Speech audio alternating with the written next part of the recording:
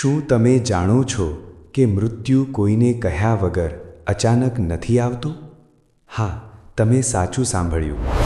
ગરુડ પુરાણ અનુસાર જ્યારે યમરાજ કોઈનો જીવ લેવા આવે છે તે પહેલાં આપણી આત્માને 7 એવા રહસ્યમય સંકેતો મળે છે જે જાણીને માણસના રૂવાડા ઊભા થઈ જાય છે. આજે આર્યનંદની આ અદ્ભુત યાત્રા દ્વારા આપણે જાણીશું કે કેવી રીતે એક ગાય, નાગ અને એક સફેદ વાઘે મૃત્યુના એવા સંકેતો આપ્યા જે આજ સુધી દુનિયાથી છુપાયેલા છે. આ રહસ્યો જાણ્યા પછી તમારા જીવન જોવાનો નજરિયો બદલાઈ જશે. એટલે જ આ વિડીયોને જરાય સ્કીપ કર્યા વગર અંત સુધી જોજો. અને હા મિત્રો, જો તમે પણ ઈશ્વરની આ લીલા જાણવા માંગતા હો તો અત્યારે જ શિવ જ્ઞાન ભક્તિ ચેનલને સબસ્ક્રાઇબ કરી લો અને આ વિડીયોને એક લાઈક જરૂર આપજો, કારણ કે આજે તમે જે સાંભળશો તે તમારી આત્માને જાગૃત કરી દેશે. મિત્રો, ગરુડ પુરાણ અનુસાર મૃત્યુ પહેલાં દરેક માણસને 7 સંકેત જરૂર મળે છે. કહેવાય છે કે આ એવા સંકેત છે જે આત્માને પહેલાંથી જ જણાવી દે છે કે તેનો સમય નજીક છે. આજે આ પ્રાચીન કથાના માધ્યમથી જાણીએ કે કેવી રીતે એક બ્રાહ્મણ આર્યનંદને યાત્રા દરમિયાન ગાય, પીપળો, નાગ અને વાઘે એક પછી એક 7 સંકેતો જણાવ્યા. અને સૌથી મોટો સવાલ એ કે આ સંકેતો જાણ્યા પછી માણસે શું કરવું જોઈએ? આ કથામાં તેનો ઉત્તર પણ છુપાયેલો છે. મિત્રો, આ કથા ફક્ત સાંભળવા માટે નથી, સમજવા માટે છે, કારણ કે આમાં છુપાયેલું છે જીવન અને મૃત્યુ બંનેનું ઊંડું રહસ્ય. તો ચાલો શરૂ કરીએ. ખૂબ સમય પહેલાંની વાત છે. નર્મદા કિનારે એક નાનું અમથું ગામ હતું. લોકો પાસે વધુ કંઈ નહોતું, પરંતુ દિલમાં પોતીકાપણું ખૂબ હતું. તે ગામમાં એક માણસ રહેતો હતો, આર્યનંદ. તે કોઈ રાજા નહોતો, પણ ગામના લોકો માટે કોઈ રાજાથી ઓછો પણ નહોતો. કોઈ બીમાર પડી જાય તો તે જ દવા લાવતો, કોઈ ગરીબ હોય તો તે જ મદદ કરતો, અને જો કોઈના ઘરમાં ઝઘડો થાય તો તે જ સમાધાન કરાવતો. લોકો કહેતા કે ઈશ્વરે આ ગામને આર્યનંદના રૂપમાં વરદાન આપ્યું છે. આર્યનંદની આદત હતી કે તે દરેક કામમાં ધર્મ શોધતો હતો. સવારે પૂજા કરતો અને પછી બાળકોને મંત્રો શીખવતો. બધા કહેતા કે ભાઈ, આ માણસ થાકતો જ નથી. એક દિવસ બપોરે ગામની વચ્ચે ધાંધલધામલ મચી ગઈ. બધા લોકો એક જ દિશામાં દોડી રહ્યા હતા. સમાચાર એ હતા કે દેવશ્રુત ગુરુજી હવે નથી રહ્યા. આ સાંભળતા જ આખું ગામ જાણે થંભી ગયું. દેવશ્રુત ગામના સૌથી વિદ્વાન અને સૌથી સન્માનિત વ્યક્તિ હતા. એ જ જેમણે આર્યનંદને બાળપણથી વેદ, નીતિ અને ધર્મનું જ્ઞાન આપ્યું હતું. આર્યનંદ દોડતો તેમના ઘરે પહોંચ્યો. લોકો રડી રહ્યા હતા, કેટલાક મંત્રો ભણી રહ્યા હતા, અને આર્યનંદ બસ ઊભો હતો, જાણે કોઈએ તેની અંદરથી બધા શબ્દો છીનવી લીધા હોય. સાંજ સુધીમાં ચિતા સજાવવામાં આવી. જ્યારે અગ્નિ પ્રગટાવવામાં આવ્યો ત્યારે જ્વાળાઓ ઉપર ઉઠી, અને થોડી ક્ષણો માટે એવું લાગ્યું જાણે સમય રોકાઈ ગયો હોય. આર્યનંદની આંખોમાં બસ એ જ દ્રશ્ય રહી ગયું. તેણે જોયું કે જે કાલે જીવનનું જ્ઞાન આપી રહ્યા હતા તે આજે પોતે રાખ બની રહ્યા છે. તેના દિલમાં એક વિચિત્ર ડર પેસી ગયો. એક એવો ડર જે પહેલાં ક્યારેય આવ્યો નહોતો. રાત્રે જ્યારે તે ઘરે પહોંચ્યો ત્યારે માધવી દરવાજે ઊભી હતી. માધવીએ ચિંતા સાથે કહ્યું કે આટલી વાર કેમ લગાડી? જમવાનું ઠંડુ થઈ ગયું. આર્યનંદ બોલ્યો કે દેવશ્રુત ચાલ્યા ગયા. માધવીએ ધીમેથી કહ્યું કે મૃત્યુથી કોઈ બચી શક્યું નથી આર્યનંદ. તેમનો સમય પૂરો થઈ ગયો હશે. આર્યનંદે માથું ઊંચું કર્યું અને બોલ્યો, પરંતુ તેઓ તો સ્વસ્થ હતા, હસતા હતા અને એક ક્ષણમાં ચાલ્યા ગયા. માધવી, શું જીવન આટલું નબળું છે? માધવી બોલી કે તમે આવું કેમ વિચારી રહ્યા છો? તમે હંમેશા બીજાને સમજાવતા હતા, હવે પોતે કેમ ડરી રહ્યા છો? આર્યનંદે ધીમેથી કહ્યું, કારણ કે આજે પહેલી વાર લાગ્યું કે મોત કોઈના પણ દરવાજે આવી શકે છે, વગર જણાવીએ. માધવીએ તેનો હાથ પકડ્યો અને કહ્યું કે ડરથી કંઈ નથી થતું. જો તમારા મનમાં સવાલ છે તો તેનો ઉત્તર શોધો.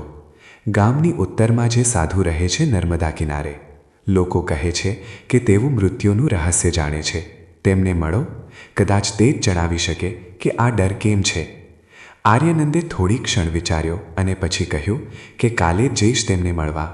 માધવીએ હસતા હસતા કહ્યું, હા, મળો. જે ડરનું કારણ સમજી લે છે તે જ તેનાથી મુક્ત થાય છે. તે રાત્રે આર્યનંદ મોડે સુધી જાગતો રહ્યો. બહાર હળવો પવન ચાલી રહ્યો હતો, પણ તેના કાનમાં બસ એક જ વાત ગુંજી રહી હતી કે મૃત્યુ આખરે છે શું. પછી બીજા દિવસે સવારનો સમય હતો અને આર્યનંદ જલ્દી જ ઘરથી નીકળી પડ્યો હતો. તે જાણવા માંગતો હતો કે મૃત્યુ અચાનક આવે છે કે કોઈ સંકેત મૃત્યુ પહેલાં મળે છે. રસ્તો લાંબો હતો, પણ ડગલા રોકાતા નહોતા. થોડીવાર યાત્રા કર્યા પછી નર્મદાના કિનારે પહોંચતા જ તે થંભી ગયો. સામે એક જૂનો વડલો હતો, જેની નીચે એક સાધુ રહેતા હતા. ગામમાં તેમનું નામ તપોનાથ હતું અને કહેવાતું હતું કે જે પણ તેમની પાસે સાચો સવાલ લઈને જાય છે તેને જવાબ જરૂર મળે છે. વડલાની નીચે સાધુ ધ્યાનમાં બેઠા હતા. તેમની આંખો બંધ હતી, પણ ચહેરા પરથી લાગતું હતું જાણે તેઓ જાણી ગયા હોય કે કોઈ આવવાનું છે. આર્યનંદ થોડીવાર ઊભો રહ્યો, પછી આગળ વધીને પાસે જ બેસી ગયો અને કહ્યું કે પ્રણામ મહાત્મા, હું તમારી પાસે ઉત્તર શોધવા આવ્યો છું. સાધુએ ધીરે ધીરે આંખો ખોલી. થોડીવાર કંઈ બોલ્યા નહીં. પછી શાંત અવાજે કહ્યું કે સવાલ શું છે? આર્યનંદ બોલ્યો, ગુરુદેવ, મારા ગુરુ દેવશ્રુત કાલે ચાલ્યા ગયા. તેમના મૃત્યુએ મને અંદર સુધી હલાવી દીધો છે. હું જાણવા માંગુ છું કે શું મૃત્યુ પહેલાં કોઈ સંકેત મળે છે? શું આપણે પહેલાંથી જાણી શકીએ છીએ કે અંત નજીક છે? સાધુએ થોડી ક્ષણ આંખો મીચી દીધી અને પછી બોલ્યા કે તું મોતનો સમય નથી જાણવા માંગતો આર્યનંદ, તું મોતનો અર્થ જાણવા માંગે છે. આર્યનંદે માથું નમાવ્યું અને કહ્યું કે કદાચ હા, કારણ કે જે ગઈકાલ સુધી જીવનનો અર્થ શીખવતા હતા તે પોતે આટલી અચાનક ચાલ્યા ગયા. જો મૃત્યુ આટલું નિશ્ચિત છે તો શું તેના આવતા પહેલાં કોઈ સંકેત મળે છે? સાધુએ હસતા હસતા કહ્યું કે મળે છે, દરેક આત્માને મળે છે, પણ તે પુસ્તકો કે શબ્દોમાં જણાવી શકાતા નથી. તેને સમજવા માટે જોવું, અનુભવ કરવો અને સહન કરવું પડે છે. આર્યનંદે કહ્યું, મતલબ? સાધુ બોલ્યા, મતલબ એ કે જો તારે સત્ય જાણવું હોય તો તારે એક યાત્રા કરવી પડશે. આ યાત્રા દુનિયાની બહારની નથી, પણ પોતાની અંદરની છે. આ યાત્રામાં તને 7 સંકેત મળશે, 7 એવા અનુભવ જે તને જણાવશે કે મૃત્યુ આવતા પહેલાં બ્રહ્માંડ કેવી રીતે ચેતવણી આપે છે. આર્યનંદે બંને હાથ જોડીને કહ્યું કે ગુરુદેવ, હું તૈયાર છું. ભલે આ રાહ ગમે તેટલી કઠિન કેમ ના હોય, હું હવે પાછો નહીં હટું. સાધુ બોલ્યા કે ખૂબ સરસ બેટા, આ યાત્રા તને તે 7 સંકેતો સાથે મેળવશે જે મૃત્યુ પહેલાં દરેક આત્માને મળે છે. દરેક વ્યક્તિને આ સંકેતો મળે છે, પણ ખૂબ ઓછા લોકો તેમને ઓળખી શકે છે. આર્યનંદે સાધુ તપોનાથના ચરણોમાં નમીને પ્રણામ કર્યા. સાધુએ તેના માથા પર હાથ રાખ્યો અને કહ્યું, જા બેટા, તારી યાત્રા હવે શરૂ થાય છે. આર્યનંદે માથું નમાવ્યું અને કંઈ પણ બોલ્યા વગર પોતાની યાત્રા માટે ચાલી નીકળ્યો. હવે તે પોતાના ઉત્તરોની શોધમાં નીકળી ચૂક્યો હતો, તે રહસ્યમય યાત્રા પર જ્યાં તેને 7 સંકેતોનો સામનો કરવાનો હતો. તે રસ્તામાં રોકાઈને આરામ કરતો હતો, બસ તે સંકેતો વિચારીને ચિંતિત થઈ જતો જે તેને મળવાના છે. તેની ચાલમાં થાક હતો, પરંતુ મનમાં હજી પણ એ જ જિજ્ઞાસા જલી રહી હતી. જંગલનો રસ્તો સુમસામ હતો. ચાલતા ચાલતા તેને દૂરથી ઘંટડીઓના અવાજ સંભળાયા. તે રોકાઈ ગયો. તે આગળ વધ્યો તો સામે એક સફેદ ગાય ઊભી હતી. ગાયનું શરીર ચમકદાર હતું, જાણે તેની ચારે બાજુ પ્રકાશ ફેલાયેલો હોય. આર્યનંદ થોડી ક્ષણ સુધી બસ તેને જોતો રહ્યો, પછી ધીમેથી આગળ વધ્યો અને બોલ્યો, માં, તમે અહીં એકલા છો કે શું? ત્યારે ગાયે માથું ફેરવ્યું. તેની આંખો સીધી આર્યનંદ પર ટકી. ત્યારબાદ જે થયું તેણે આર્યનંદને અંદર સુધી હલાવી દીધો. ગાયે મોઢું ખોલ્યું અને માણસ જેવો સ્પષ્ટ અવાજે બોલી, ક્યાં જઈ રહ્યા છો આર્યનંદ? આર્યનંદનો શ્વાસ અટકી ગયો. થોડી ક્ષણ સુધી તે ચૂપ રહ્યો, પછી બોલ્યો, હું મૃત્યુ પહેલાં મળતા 7 સંકેતોની શોધમાં નીકળ્યો છું.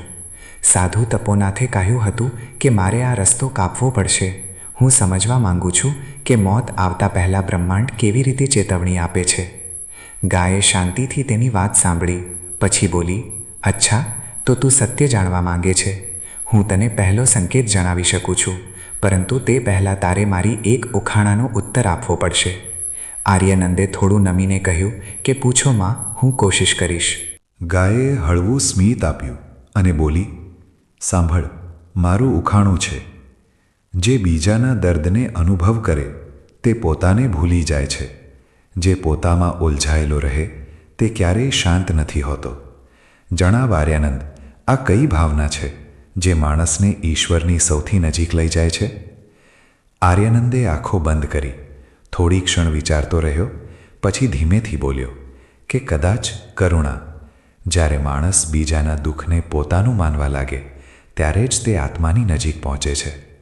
ગાયની આંખોમાં ચમક આવી અને તે બોલી કે સાચું કહ્યું આર્યનંદ, તે પહેલો દ્વાર પાર કરી લીધું છે. ગાય આગળ વધી અને બોલી કે પહેલો સંકેત એ જ છે. જ્યારે મૃત્યુ નજીક આવે છે ત્યારે માણસની અંદર કરુણા જાગે છે. જે પહેલાં કઠોળ હતો તે અચાનક બીજાના દર્દથી ભરાઈ જાય છે, કારણ કે તે સમયે આત્મા સમજી જાય છે કે આપણે બધા એક જ જ્યોતિના હિસ્સા છીએ. જે બીજામાં પોતાનું દુઃખ જુએ તે મૃત્યુ પહેલાંનું પહેલું જાગરણ મેળવે છે. તે થોડીવાર ચૂપ રહી. પછી આગળ બોલી કે યાદ રાખ, જ્યારે તારી અંદર બીજા માટે આંસુ આવી જાય, સમજી લેજે કે પહેલો સંકેત આવી ગયો છે. મોત હવે દૂર નથી, પરંતુ ડરની જગ્યાએ હવે સમજ હશે. કરુણા આત્માની પહેલી તૈયારી છે. ગાયે પોતાની આંખો બંધ કરી અને તે જ ક્ષણે તેનો દેહ ધીરે ધીરે પ્રકાશમાં બદલાઈ ગયો. થોડી જ ક્ષણોમાં તે હવામાં વિલીન થઈ ગઈ. બસ ઘંટડીનો ધીમો અવાજ બચ્યો. તે આગળ વધ્યો. રસ્તો સુમસામ હતો, પરંતુ તેની અંદર હળવી શાંતિ હતી. ચાલતા ચાલતા તે એક ગામના ખંડેર પાસે પહોંચ્યો. ત્યાં એક તૂટેલી દિવાલની પાછળથી હળવો કણસવાનો અવાજ સંભળાયો. તેણે ડોકિયું કરીને જોયું તો એક કૂતરો પડ્યો હતો, ઘાયલ અને શ્વાસ ધીમા ચાલી રહ્યા હતા. આર્યનંદ નમીને તેની પાસે ગયો. તેને પાણી પીવડાવવાની કોશિશ કરી. કૂતરાએ ધીમેથી માથું ઊંચું કર્યું અને તેની આંખો આર્યનંદ સાથે મળી. કૂતરાએ ધીમા અવાજે કહ્યું, કેમ રડી રહ્યા છો આર્યનંદ? તે ચોંકી ગયો, પણ હવે હેરાન ન થયો. તેણે હળવું સ્મિત આપ્યું, હું 7 સંકેતોની શોધમાં છું. ગાયે મને પહેલો સંકેત આપ્યો કરુણાનો. શું તું બીજો જાણે છે? કૂતરાએ પોતાના થાકેલા શ્વાસોની વચ્ચે કહ્યું, હા, હું જાણું છું, પરંતુ હું પણ તને એક ઉખાણો પૂછીશ. તેનો જવાબ આપ, પછી હું તને બીજો સંકેત આપીશ. આર્યનંદ બોલ્યો, પૂછો. કૂતરાએ આંખો બંધ કરી અને કહ્યું, સાંભળ.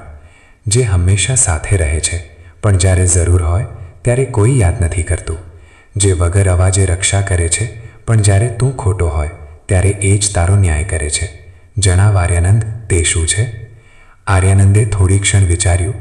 પવન ચાલી રહ્યો હતો અને તેના મગજમાં તે શબ્દો ગુંજી રહ્યા હતા.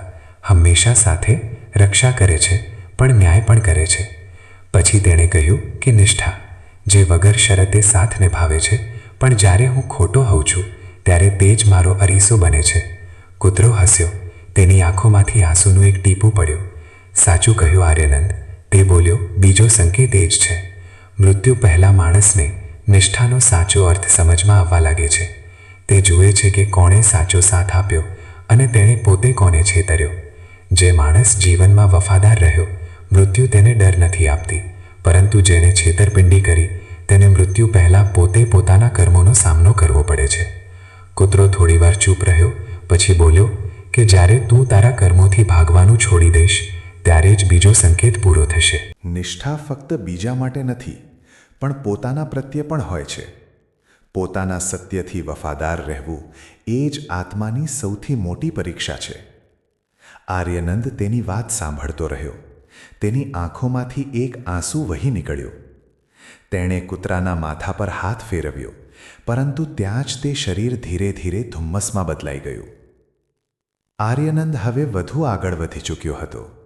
તેને અત્યાર સુધી 2 સંકેત મળી ચૂક્યા હતા, કરુણા અને નિષ્ઠા. ગાયે તેને બીજાના દર્દનો અનુભવ કરાવ્યો અને કૂતરાએ શીખવ્યો કે પોતાના પ્રત્યે સાચા હોવું એ જ આત્માની પહેલી પરીક્ષા છે.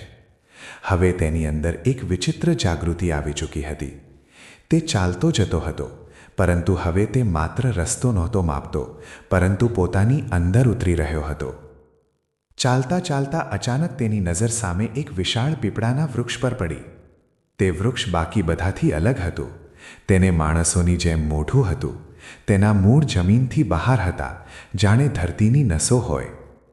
દરેક પાંદડામાં એક અજીબ ચમક હતી, જાણે તેમાં જીવન શ્વાસ લઈ રહ્યું હોય. આર્યનંદ તેની પાસે પહોંચ્યો અને શ્રદ્ધાથી બોલ્યો, વંદન છે વટવૃક્ષ દેવ.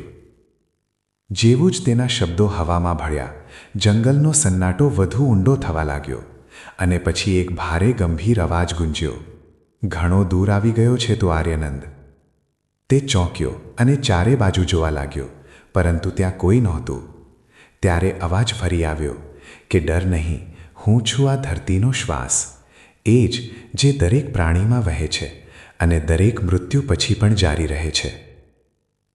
આર્યનંદ હવે સમજી ગયો કે આ અવાજ તે વૃક્ષમાંથી આવી રહ્યો હતો.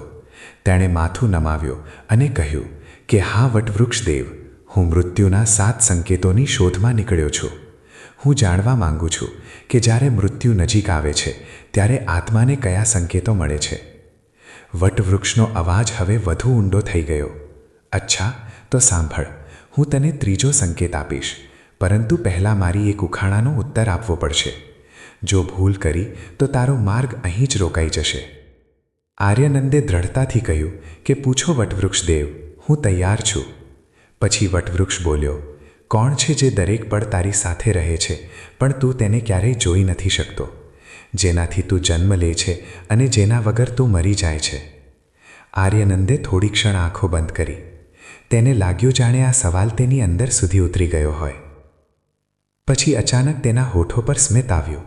તેણે આંખો ખોલી અને કહ્યું કે તે છે શ્વાસ, જે દેખાતા નથી પણ દરેક જીવને જીવંત રાખે છે. જે જાય છે તો જીવન પણ સાથે ચાલ્યું જાય છે. વટવૃક્ષ બોલ્યો કે સાચું કહ્યું આર્યનંદ, આ જ ત્રીજો સંકેત છે. જ્યારે મૃત્યુ નજીક આવે છે ત્યારે શ્વાસ પોતે ભારે પડવા લાગે છે. આત્મા શરીરથી પોતાની દોરી ખોલવા લાગે છે. આ જ કારણે મૃત્યુના સમયે શ્વાસ તૂટે છે, કારણ કે આત્મા હવે મુક્ત થવાની તૈયારી કરી રહી હોય છે. શ્વાસ જ જીવનનો પ્રવેશદ્વાર છે અને મૃત્યુનો નિકાસ પણ. જે શ્વાસને સમજી લે છે તે મૃત્યુથી ડરતો નથી, તેને ઓળખે છે. આર્યનંદે વટવૃક્ષ સામે જોયું. તેનું મન જાણે એક ઊંડી શાંતિમાં ઉતરી ગયું હતું. વટવૃક્ષે આગળ કહ્યું, જા આર્યનંદ, આગળ વધ. દરેક સંકેત તારી સમજને ઊંડી કરશે. હવે તું હવાને નહીં પણ તારી જાતને સાંભળ. ત્રીજો સંકેત પૂરો થયો. આર્યનંદે નમીને પ્રણામ કર્યા અને ધીરે ધીરે આગળ વધી ગયો. હવે રાત ઉતરી આવી હતી. ચંદ્ર આકાશમાં હતો પણ તેની રોશની ઝાંખી પડી રહી હતી. જંગલ ગાઢ થઈ ચૂક્યું હતું. ત્યારે એક જૂનું ખંડેર દેખાયું. તેની દિવાલ પર એક સફેદ ઘુવડ બેઠું હતું. તે સ્થિર હતું, પરંતુ તેની આંખો 2 દીવા જેવી ચમકી રહી હતી. આર્યનંદ રોકાઈ ગયો. ઘુવડ બોલ્યું કે ડર નહીં આર્યનંદ, હું તારી રાહ જોઈ રહ્યો હતો. આર્યનંદ થોડો આગળ વધ્યો અને બોલ્યો કે વંદન છે દિવ્ય પક્ષી, શું તું મૃત્યુના રહસ્ય જાણે છે? ઘુવડ બોલ્યું કે હા, હું જાણું છું. મૃત્યુ અને અંધકાર એક જ છે. બંનેમાં પ્રકાશ છુપાયેલો હોય છે. પરંતુ તે પહેલાં મારું ઉખાણું સાંભળ. આર્યનંદે માથું હલાવ્યું. કહો. ઘુવડ બોલ્યું, જે દિવસમાં અદૃશ્ય રહે છે પણ રાતમાં બધું જુએ છે, જે આંખોથી નહીં પણ સત્યથી ઓળખે છે. જણાવ આર્યનંદ, તે શું છે? આર્યનંદ થોડીવાર વિચારતો રહ્યો. પછી તેણે ધીમેથી કહ્યું કે તે છે જ્ઞાન, જે બહાર નહીં અંદર ચલે છે, જે અંધકારમાં પણ રસ્તો બતાવે છે. ઘુવડે હસતા હસતા કહ્યું કે સાચું કહ્યું આર્યનંદ, આ જ ચોથો સંકેત છે. જ્યારે મૃત્યુ નજીક હોય છે ત્યારે વ્યક્તિની અંદરનો અંધકાર ખતમ થવા લાગે છે. તેને તે વાતો સમજમાં આવવા લાગે છે જે પહેલાં માત્ર શબ્દો હતી. મૃત્યુ પહેલાં આત્માની અંદર જ્ઞાનની જ્યોત જલી ઉઠે છે. એ જ પ્રકાશ તેને માર્ગ બતાવે છે. ભય નહીં, સમજ.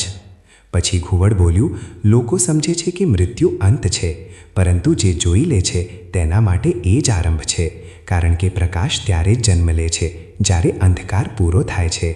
આ કહીને ઘુવડે પાંખો ફેલાવી અને અંધારામાં ઉડી ગયું. આર્યનંદ પોતાની યાત્રા પર આગળ વધતો ગયો. અત્યાર સુધી આર્યનંદને 4 સંકેત મળી ચૂક્યા હતા: કરુણા, નિષ્ઠા, શ્વાસ અને જ્ઞાન. દરેક સંકેત પછી તે પોતાની જાતને પહેલાં કરતાં હળવી અનુભવી ગયો હતો. જંગલ હવે પાછળ છૂટી ગયું હતું અને રસ્તો પહાડી વિસ્તારોમાં પહોંચી ગયો હતો. ત્યારે રસ્તામાં અચાનક જમીનમાંથી ધુમાડો નીકળવા લાગ્યો. આર્યનંદ રોકાયો. તે પાસે ગયો તો જોયું એક વિશાળ નાગ. તેનું શરીર ચાંદી જેવું ચમકી રહ્યું હતું અને આંખો સ્થિર હતી. નાગે ફૂંફાડો ન માર્યો, બસ શાંતિથી આર્યનંદ સામે જોયું. નાગે ગંભીર અવાજમાં કહ્યું કે ડર નહીં આર્યનંદ, હું 5મો સંકેત છું, પરિવર્તનનો રક્ષક. આર્યનંદે માથું નમાવ્યું અને કહ્યું કે વંદન છે નાગદેવ, મને જણાવો કે મૃત્યુ પહેલાં આત્મા શું શીખે છે? નાગે ધીમા હાસ્ય સાથે કહ્યું કે પહેલાં મારું ઉખાણું સાંભળ, પછી સમજ. નાગે માથું ઊંચું કર્યું અને કહ્યું, સાંભળ ધ્યાનથી. જે પોતાનું શરીર છોડે છે પણ પોતે નથી મરતો, જે દરેક વખતે જૂનું ત્યાગે છે જેથી નવો જન્મ લઈ શકે. જણાવ આર્યનંદ, તે શું છે? આર્યનંદ થોડી ક્ષણ વિચારતો રહ્યો. તેની આંખોમાં દ્રઢતા હતી. પછી તેણે હસીને કહ્યું કે તે છે પરિવર્તન.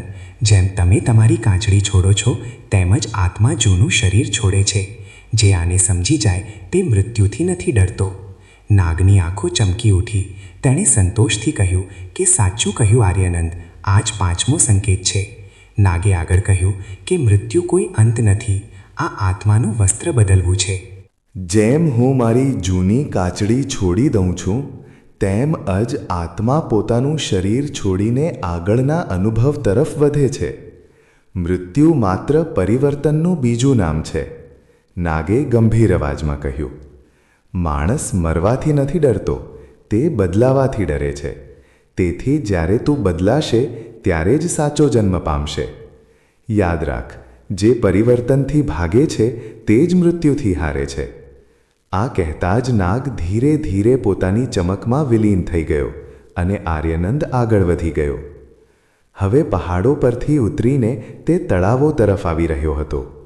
તળાવના કિનારે એક સફેદ હંસ બેઠો હતો. આર્યનંદે આગળ વધીને પ્રણામ કર્યા.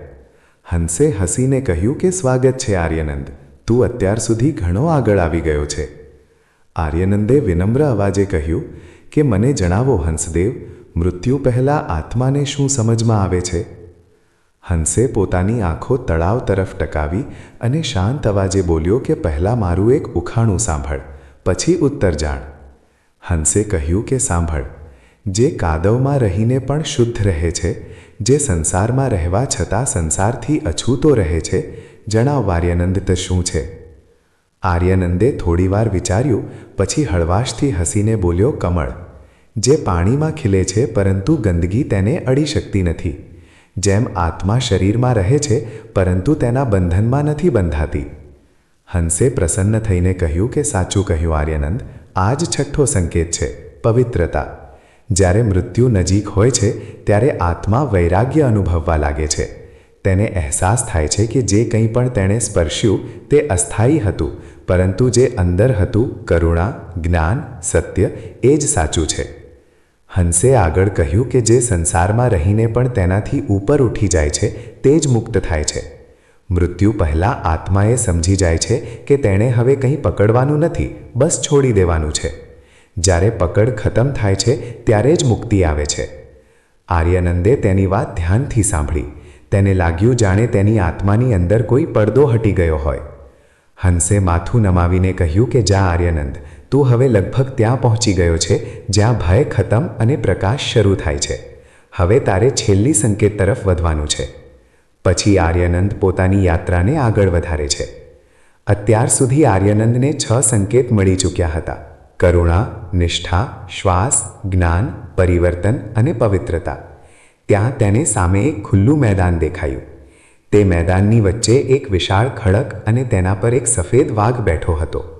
તેનું શરીર સૂર્યના પ્રકાશમાં ચમકી રહ્યું હતું અને તેની આંખોમાં કોઈ ઊંડી શાંતિ હતી, જાણે તે બધું જ જાણતો હોય.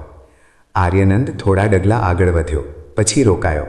હાથ જોડીને નમ્યો અને બોલ્યો, વંદન છે વાઘદેવ. વાઘે પોતાની તેજ આંખોથી તેને જોયો અને ધીમા અવાજમાં કહ્યું કે ખૂબ સારું કર્યું આર્યનંદ, તે 6 સંકેત પૂરા કર્યા છે.